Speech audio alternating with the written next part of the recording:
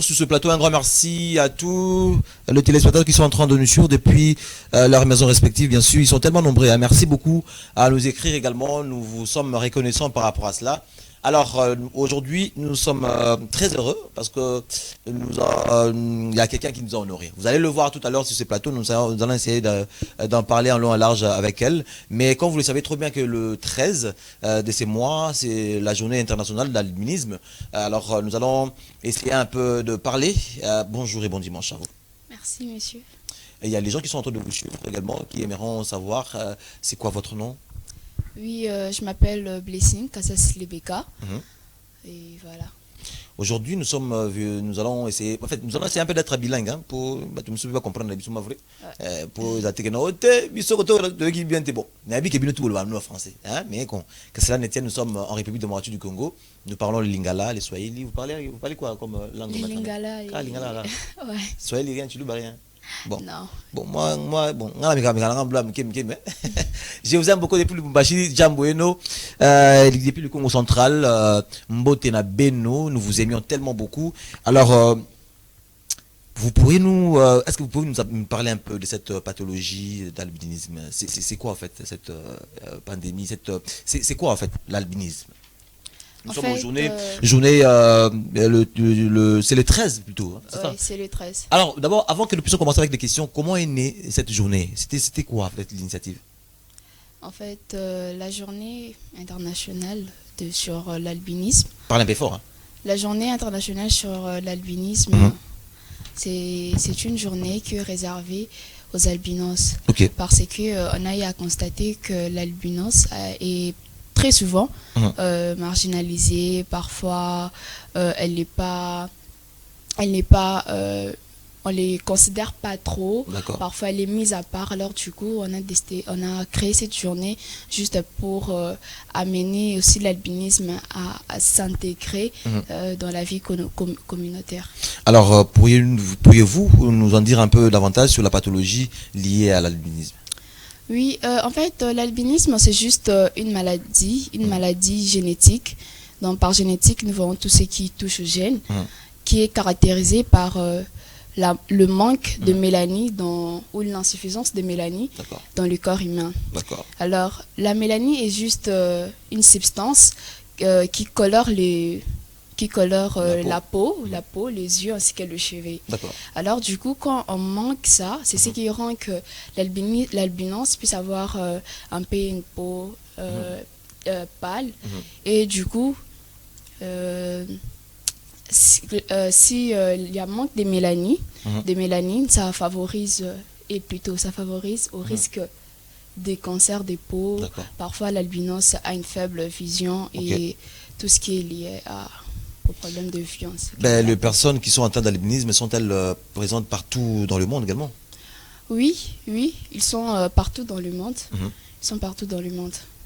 Alors, ça c'est très bien parce que j'aimerais que par rapport à la pathologie d'abord, est-ce que vous pouvez également l'expliquer à Lingala? En fait, pathologie, c'est maladie. Pathologie est maladie. Donc, par l'albinisme, la pathologie liée à l'albinisme, on dirait que absence, il y a mélanine qui est dans le corps humain. Mélanine substance manquante au écoloraka poso. Et c'est là que la poso mwindu ou le cheveu noir ou les yeux noirs. Alors, du coup, quand il y a manque de cette substance, ça fait que le corps de l'albinos est à la pâle, est à la paix, parfois blanche, parfois pâle et voilà un peu. Alors, il y a également beaucoup d'attaques barbares concernant les personnes atteintes avec l'albinisme parce que là, l'autre fois, j'étais en train de lire quelques revues, quelque part. Alors, il y a même d'autres tribus, hein, comment ça, la chasse à Bandundu. Pourquoi est-ce qu'il y a trop de barbares comme ça liés à... En fait, moi je pense que c'est juste les croyances en fait. Les croyances ainsi que le mythe. En fait, les gens se disent les choses par rapport aux albinos. D'autres se disent qu'ils ont des pouvoirs spéciaux. D'autres, peut-être, ils sont des féticheurs. D'autres, quand on va les tuer, on va récupérer les pouvoirs et voilà un peu. Alors, du coup, ce sont des choses... Vous avez les pouvoirs.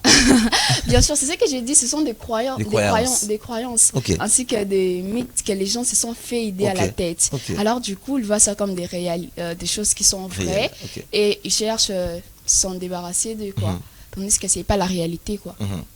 Alors vous savez très bien qu'il y a également cet ministère qui s'occupe de personnes vivant avec handicap. Alors les albinos également font partie également de cela. Alors comment est-ce qu'ils se retrouvent dans cet ministère en tant que de personnes vivant avec handicap? Comment on peut expliquer cela? Oui, premièrement d'abord, l'albinisme, être albino, c'est un handicap. C'est un handicap parce que, en fait, un handicap d'abord, c'est tout ce qui fait obstacle à la survie de la personne ou au développement de la personne. Alors, du coup, quand on est albinos, c'est un handicap parce que, premièrement, par rapport à la peau et par rapport à la vue. Par rapport à la peau, parce que, supposons qu'il y a des gens qui sont passionnés peut-être du sport. Et ils ne peuvent pas faire certains sports, surtout des sports qui leur exposent aux rayons solaires. Ils ne peuvent pas les faire, pourquoi? Juste parce que s'ils restent trop sur le rayon solaire, au soleil, puis ils sont trop exposés sur le soleil, alors il y a risque de cancer de peau. Mais aussi par rapport à la vue, il y a d'autres élèves, il y a des élèves plutôt, il y a des élèves où à l'école, nous sommes obligés d'être près du tableau pour mieux voir. Parce qu'en distance, tu vas pas, il y en a une faible vision quoi. Alors du coup, c'est déjà un handicap. Et il y a d'autres emplois qui... les emplois aussi sont devenus sélectifs, un peu comme le vente ambulatoire ou peut-être vendre au marché. Souvent, les moments qui vendent au marché sont trop exposés sur le soleil. Et peut-être d'autres travails comme... donc voilà un peu, même le travail c'est devenu sélectif. Pourquoi? Parce que peut-être à cause de la vue ou bien de la peau. Alors tout ça fait que c'est déjà un handicap. Alors c'est pourquoi on classe les albinos dans le ministère aussi des handicaps. Alors, il y a également, si aujourd'hui les gouvernements devaient normalement prendre en charge, soit promouvoir les personnes vivant avec handicap, pour essayer un peu de faire cette inclusion des personnes atteintes d'albinisme, qu'est-ce que le gouvernement peut faire concrètement pour vous? Oui, ce que le gouvernement peut faire, c'est juste mettre à disposition de tout le monde les produits cosmétiques ainsi que le verre à bon prix pour tous. On dit que c'est cher. Oui, c'est cher. C'est cher le prix des produits cosmétiques pour les personnes atteintes d'albinisme. C'est cher. En plus encore, c'est rare. Oui, et ça ne permet pas de mieux se protéger quoi. Ce qu'on peut demander, c'est de mettre à disposition de personnes atteintes d'albinisme les produits disponibles ainsi qu'à bon prix. Mais aussi, si possible, dans la mesure du possible, mettre même les consultations gratuites. Parce que normalement, on doit partir s'examiner, par exemple, se faire consulter peut-être chaque mois ou chaque 1 mois, 2 mois. Et tout ça, ça coûte de l'argent. Voyez un peu. Et voilà un peu ce qu'on peut demander. Mais vous-même en tant qu'albinos, vous avez pas de, comment dirais-je, cet esprit d'ingéniosité, d'essayer un peu de créer également vos produits, vos savons, consorts. Ça existe déjà. Oui, ça existe déjà. Dans quelques activités que j'ai à participer sur les albinos, il y avait quand même des produits d'autres albinos. Et voilà, on a créé comme Minzuto, j'ai oublié les noms. C'est un produit qui a été créé chez les albinos ainsi qu'un docteur normal. Vous êtes fier? Oui. Fier d'être Ndoun? Oui, je suis fier de l'être. Comme mon papa fait Mouimba Texas, il était fier. Il me disait, Tony, je suis fier d'être Ndoun. Oui, je suis fier de l'être. Ce sont des produits qui sont... Il y a aussi des produits qui sont créés par les albinos. D'accord. Et même la fondation Mimba Texas également, je salue Maman Clara, qui également, ils sont en train de vendre les savons, quelques produits également aidant la peau. Question de bien garder et conserver la peau d'un albinos. C'est très important également. Hein. Et je pense que le gouvernement a sa part des charges parce que les albinos sont également des personnes à part entière qui participent également au développement de ces pays.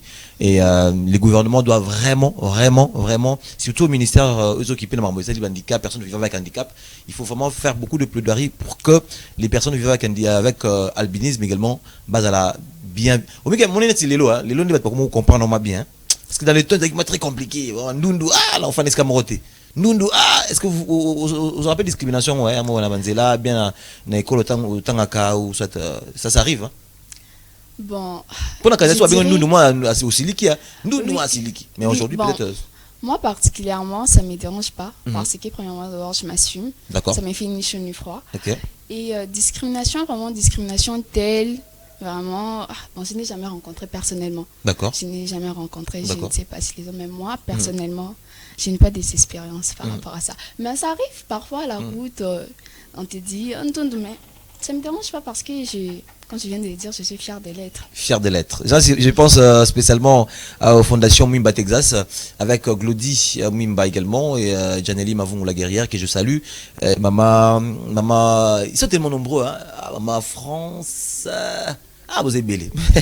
Toute la fondation Mimba Texas, Maman Clara, tout le monde, je vous aime énormément. Alors, à part peut-être cette lutte, qu'est-ce que vous faisiez également? Vous faites quoi également concrètement vous-même, vos activités? Qu'est-ce que vous faites concrètement? Oui, je suis en dehors de mes études, bien sûr. Je suis activiste sur le respect des droits et devoirs de l'enfant en général. Ok. Et particulièrement sur l'éducation de la fille ainsi que de son leadership dès le bas âge. Ok. Genre comme moment de sensibilisation. Vous sensibilisez, vous êtes en train de sensibiliser également les enfants. À chaque fois vous le faisiez, des ateliers. Parfois j'organise des conférences, des activités. Parfois je suis invitée, je passe des messages. Je présente aussi des petites émissions juste pour sensibiliser sur la cause des enfants en général et de la fille par enfant et aussi albinos. Alors, vous avez des activités en projection? Oui, nous avons des activités en projection. Comme là déjà, nous comptons organiser une activité par rapport à la journée mondiale de l'enfant africain. C'est quand? C'est déjà en juillet. En juillet. C'est à la journée mondiale des enfants africains. Nous pensons organiser une grande activité qui va rassembler des enfants, des auteurs ainsi que les parents. D'accord. Voilà un peu. Alors, moi, j'aimerais que vous puissiez regarder votre caméra qui est juste devant vous, devant Israël Moussongi, les caméramans professionnels. Et si vous faites parler clairement aux albinos, parce que parfois ils sont marginalisés, parfois ils sont un peu ils se réservent, ils se disent que nous ne servons à rien, ils se disent que nous, là, la vie ce n'est pas pour nous. J'aimerais que vous puissiez parler en quelques mots pour que nous puissions se séparer également en beauté. Parler aux albinos qui sont en train de vous regarder en ce net moment à Télé 7 clairement. Et que diriez-vous déjà? Oui, je dirais que l'albinisme, premièrement, comme je l'ai dit toujours, c'est pas une... voilà, bref. L'albinisme n'atteint pas le cerveau, ni le cœur ou l'âme. En fait, l'albinisme ne nous empêche pas de réfléchir, ne nous empêche pas de faire du bien, ne nous empêche pas, n'atteint pas notre intellect, quoi. Ça atteint juste la peau, ça atteint juste... l'apparence. Ça n'atteint pas les cerveaux, ça n'atteint pas le cœur, ça n'atteint pas l'âme. Alors du coup, nous devons être fiers de l'être, nous devons s'assumer, nous devons combattre, nous devons lutter, nous devons nous-mêmes d'abord s'assumer afin que les autres puissent nous accepter bien nous devons s'intégrer nous-mêmes dans la société. Nous devons avoir des valeurs, nous devons avoir des caractères. Donc, soyons-nous quoi. Et surtout un truc, ne nous sous-estimons pas. Ne nous sous-estimons pas parce que nous sommes des êtres humains comme tous. Nous avons des droits, nous avons des devoirs qui doivent être respectés. Et, il y a également les salutations. Vous êtes venu avec Monsieur Patrick, qui était avec vous également, que je salue. Bon dimanche à vous, Monsieur Patrick. Mais également les salutations, pourquoi pas. Oui, je salue Dimanche tout le aujourd'hui. monde. Je salue ma maman, Sarah Kapinga. Je salue toute la famille Dibou et la famille Kassassi. Je salue tout le monde qui me suit, bien sûr. Je salue mes petits frères, mes cousines, mes tantes, oncle Jean-Louis, maman Lina, maman Lily, ton oncle Thierry. Donc je vous salue tous, quoi. Voilà, un grand merci, hein. Merci beaucoup pour votre participation. Je pense que ce n'est pas la dernière fois. On aura l'occasion, l'opportunité de se revoir encore davantage pour essayer un peu d'éclairer sur l'albinisme, mais également sur ce que vous faites par rapport à cette sensibilisation avec des enfants, hein, c'est ça?